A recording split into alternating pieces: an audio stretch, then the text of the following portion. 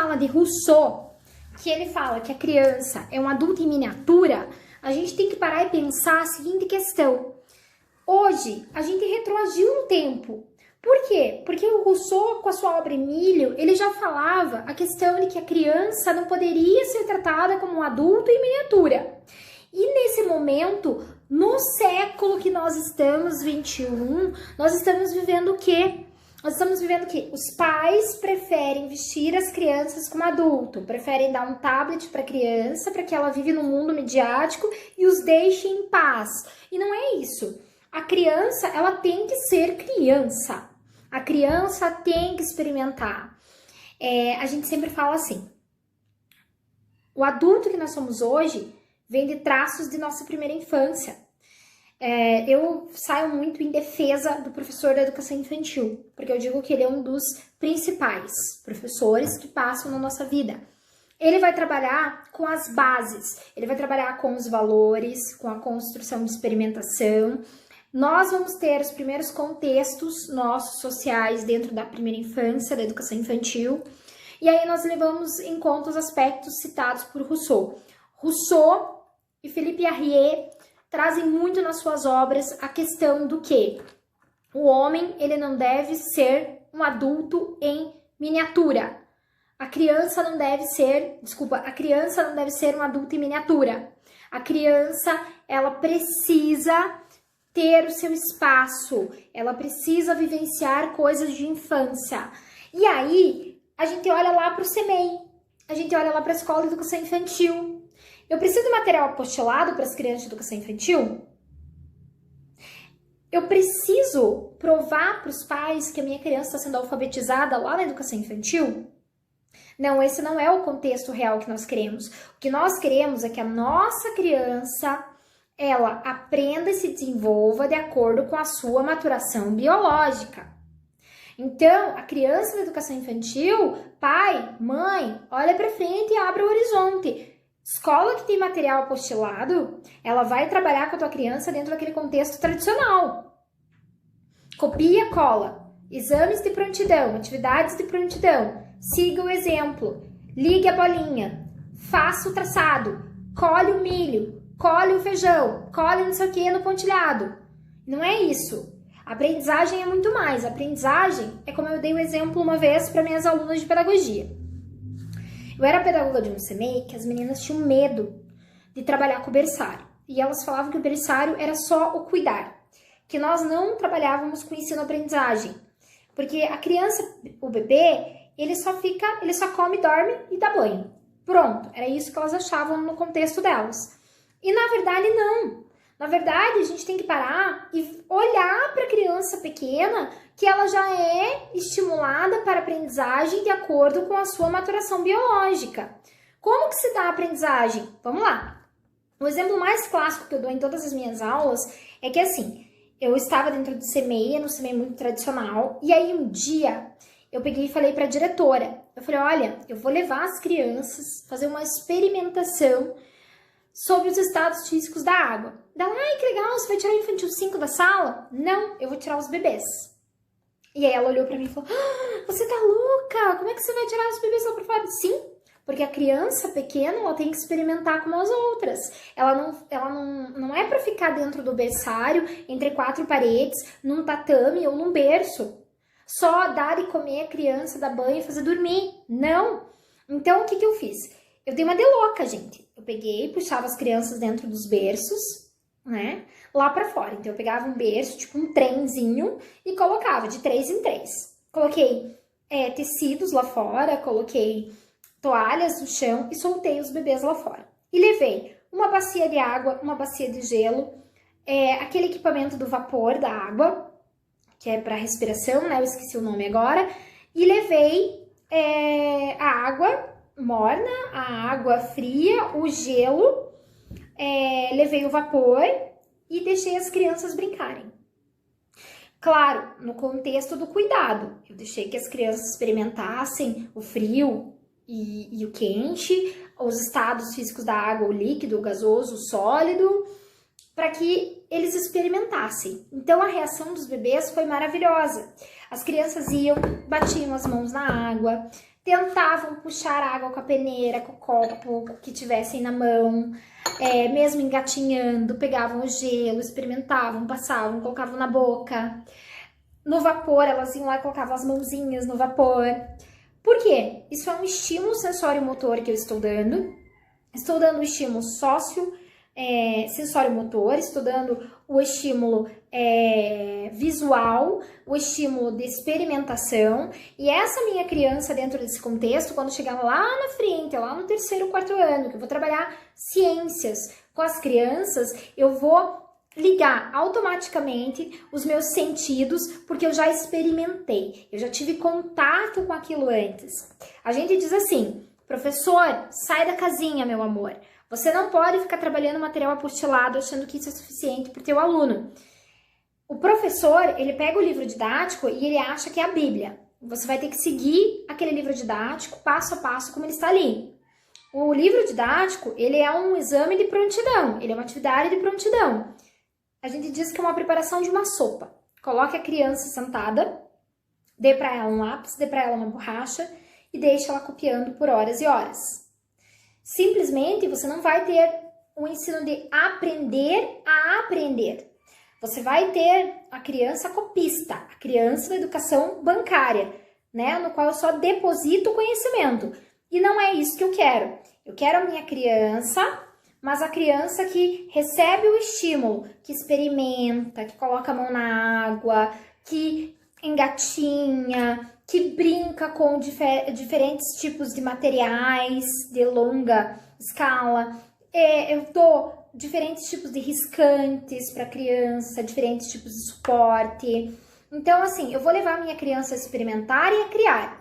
Eu sempre falo, não me venham com o contexto de arte.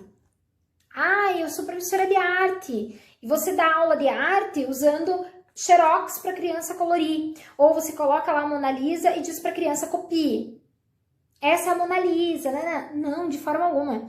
Eu sempre gostei de trabalhar com arte com as crianças. E o contexto de arte que eu trabalhava com as crianças era: levava diferentes tipos de obras de arte, levava diferentes tipos de riscantes e materiais e deixava que as crianças criassem a sua própria obra de arte a partir do que nós trabalhamos em sala.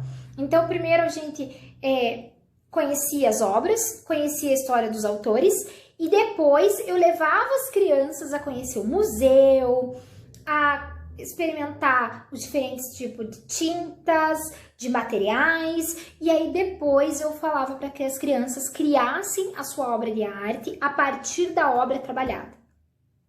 Eu estava estimulando a criação, o desenvolvimento motor, o movimento de pinça, o movimento amplo, a coordenação motora, a experimentação de diferentes materiais, a criatividade, a comunicação e expressão, porque depois que todos faziam as suas obras de arte, nós fazíamos uma exposição dessas obras de arte para o público interno e externo, e as crianças iam nesse contexto e apresentavam suas obras de arte.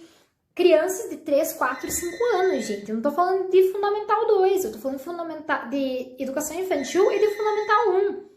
Então, assim, quem me falar: ah, não, isso é impossível, porque a criança pequena não entende, não sabe nada do que está acontecendo, é mentira. A criança, ela é estimulada. E quanto mais estímulo ela tiver, maior vai ser a criatividade dela. Eu contei nos meus primeiros vídeos lá atrás, que eu estava contando quem eu era para vocês, e eu falei: a minha mãe, eu não fiz educação infantil, mas o que eu vivenciei, minha avó me estimulava e minha mãe a cuidar dos animais, a plantar, a fazer comidinha, brincadeiras infantis no quintal. Eu pintava, eu recortava, eu colava. Minha avó me ensinou muitas dobraduras, muitos tipos de recortes. Então, assim, eu era estimulada. Eu lembro que minha mãe, olha que legal, a minha mãe, ela contava histórias e fazia teatros comigo. Então, ela dava vida aos personagens, às minhas bonecas, aos meus animais de estimação. Então, eu fui criada nesse movimento de comunicação e expressão e de estímulo. E compartilhar com outras crianças. Eu sempre brinquei muito fora com as crianças. Hoje, a gente tem que quebrar esse paradigma de que o mundo digital é o que importa. Não quero saber do meu filho fazendo bagunça. Quero ele quieto, vou dar um tablet para ele, vou dar um celular para ele e ele vai ficar lá. Gente, você tá matando teu filho. Você está matando o desenvolvimento dele. O desenvolvimento da criança depende do estímulo. Pai, mãe, tira um pouquinho, vó, avô, quem cria essa criança, tira um pouquinho do teu momento adulto e vivencia com ela o momento infantil.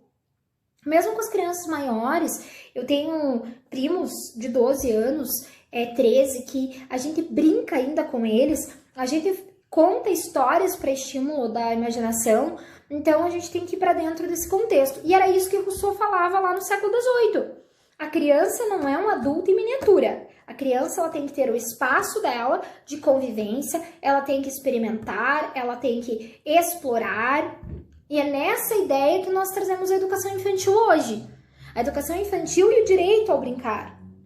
É importante trazer o direito ao brincar para a criança. É importante a criança experimentar. É importante a criança ter o seu momento criança. Os espaços hoje têm que ser feitos para a criança. Gente, esse negócio de tudo comprado, de plástico, não rola. Deixa a tua criança criar o brinquedo dela. Deixa a tua criança formar o espaço dela. Deixa a tua criança ir para a escola para que ela faça a atividade da forma dela. Tem muita escola que faz o quê com os professores? Vamos fazer a lembrança do Dia das Mães, do Dia dos Pais, com a professora de arte, né? Porque a professora de arte só serve para isso. E aí, pede para ela deixar tudo pronto, mas não deixa as crianças recortarem, colarem, senão vai ficar feio. Opa, mas é a produção da criança que está em jogo. Nós queremos a produção da criança. E é isso que nós vemos no contexto histórico. A evolução do ensino-aprendizagem. Quão é importante o professor, quanto é importante o desenvolvimento que o professor tem, o objetivo que ele quer chegar.